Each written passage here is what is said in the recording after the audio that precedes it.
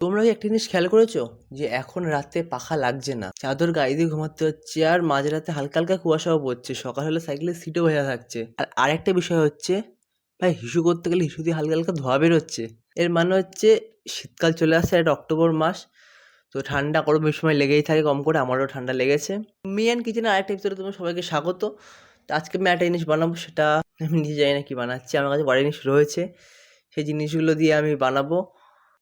প্রথমে আমি একটা আগুনের উপরে পাত্র বসালাম, এটা কিছুক্ষণ গরম করার পর আমি এখান থেকে কালো গরু থেকে সাদা দুধ বের করলাম। বের করে দুধটা কিছুটা গরম করতে লাগলাম। গরম করার পর আমি এর মধ্যে দিয়ে দিলাম কিছু আফ্রিকা থেকে আনা কালো রঙের বিস্কুট, যাতে এই রঙটা কিছুটা কালচে কালচে হয়।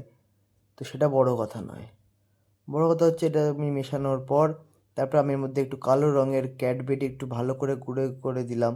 একটু ভেঙে গেছে, সেটাও আমি গুঁড়ো করে এর মধ্যে দিয়ে দিয়েছি। তো তোমরা দেখতে থাকো। তারপর আমি দুটো জিনিসকে ভালোভাবে মেশালাম, ততক্ষণ মেশালে যতক্ষণ এটা পুরোপুরি মিশে যাচ্ছে। তো দীর্ঘ কিছুক্ষণ অক্লান্ত পরিশ্রম করার পর আমি বানিয়েছি যে এই জিনিসটা, এটা তোমাকে আমি দেখাচ্ছি একবার কেমন দেখতে। এই যে জিনিসটা কিছু এরকম, আমি আবার গার্নিশিংয়ের জন্য উপর থেকে একটা ক্যাডবেরিও দিয়ে দিয়েছি।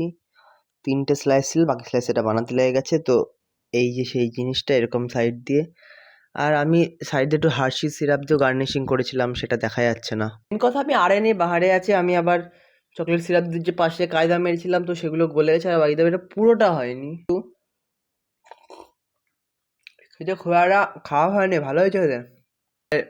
এই রেসিপিটা বানানোর আইডিয়া আমি জেমিনাইয়ের কাছ থেকে পেয়েছিলাম।